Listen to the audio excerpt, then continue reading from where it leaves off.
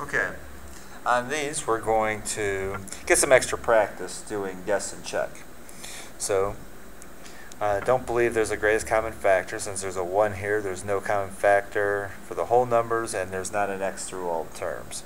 So since there's 3 terms, this would factor in the 2 sets of parentheses and the 2 binomials. Remember, the first term times the first term has to get you the first term, so that has to be x times x. And the last term times the last term has to get you the last term. So since this last term is positive, we need either a positive times a positive or a negative times a negative. Since the middle term is positive, it's got to be a plus and a plus. Since everything's positive here, everything's got to be positive there. Okay. So now we need factors of 4 here, which are 1 and 4 or 2 and 2, that add up to 4. Well, it's going to be 2 and 2. So this is 2 and 2. Okay. So now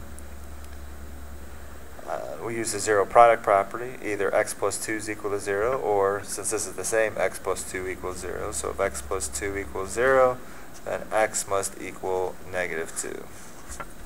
Okay. So let's look at number 4. Number 4. We have a problem with number 4 because this is not set equal to 0. Remember, the first thing you have to do is make sure the quadratic set equal to 0. So we need to bring the 7x to the other side. So we have x squared plus 7x minus 8. And that's equal to 0.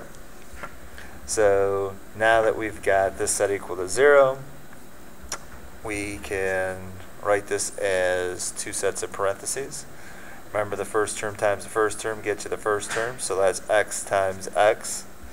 And then the last term times the last term is going to get you the last term. So we need factors of negative 8, so since it's negative, our signs need to be plus and minus. So now we need factors of 8, which is 1 and 8, or 2 and 4. But we need factors of 8 that can get us a positive 7. So can't get a 7 out of a 2 and a 4. So it's got to be 1 and an 8. So which one's got to be positive? Well, we're going to need a positive 8 and a negative 1. So now x plus 8 can equal 0. X minus 1 can equal 0. So x would equal negative 8. And x will equal positive 1. Okay. Number 5. Again, no common factor here.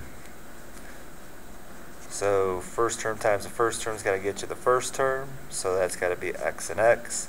Last term times last term has got to get you positive 45. Since the middle term is positive, everything's positive. So now we need factors of 45. So factors of 45 would be 1 and 45, or let's see, 3 and 15, or 5 times 9. We're looking for ones here that can get us 14. Looks like 5 and 9. So we got positive 5, positive 9. And then we've got x plus 5 equals 0, and x plus 9 equals 0. So x could equal negative 5, and x could equal negative 9. And you can avoid writing this step out. Most of us should probably be able to figure out the linear factor.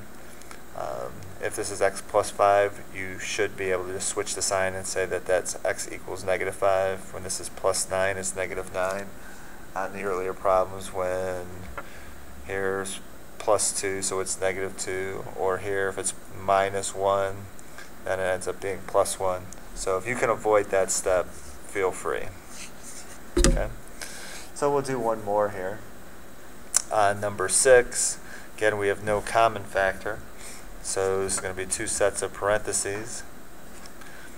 Now here we've got a problem. The first term times the first term gets you the first term, and it's an 8m squared. Well, we have options for factors of 8 this time. We've got 1 and 8, or 2 or 4. And since we're early on in the process, we really don't know what we're going to use. So I would recommend skipping that and coming back to it later. Okay, but we do know that each term has to have an m in it, so I'm going to go ahead and put that in. Now we know that the last term times the last term is going to get you the last term, which in this case is positive, which means we need 2 positives or 2 negatives. But since the middle term is negative, we're going to need 2 negatives. And then we need factors of 3. Well, not many options for factors of 3, just 1 and 3. And since everything looks the same currently, it doesn't matter where they go, so I'll put a 1 and a 3 there. And now you need to fill in either 1 and 8, 8 and 1, 2 and 4, or 4 and 2. This is the guess and check part of the problem. Now remember where this middle term comes from. The middle term comes from the inners and the outers. So this number here is going to multiply by that. That's your outers. These are going to multiply. That's your inners. So one of the numbers is going to get multiplied by a -3, and the other one's going to get multiplied by a -1. So let's just play around with this. If we multiplied the 1 by -3 and the 8 by -1, that would get you -3 and -8, which would be -11 when you add together, not -10. So it's not that. Well, if we switched it around and multiplied the 8 by -3, you get -24. The 1 would get multiplied by -1, which gets you -1. -24 and -1, no, that doesn't work. So now let's try multiplying a 2 by the -3. That would get you -6. The other 4 would get multiplied by the -1, so that'd be -4. -6 and -4, does that get you -10? It sure does.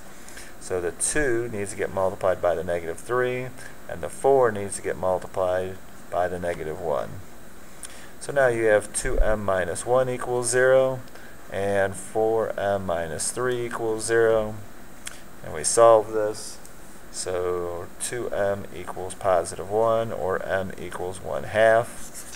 And then 4m equals 3, or m equals 3/4. Okay?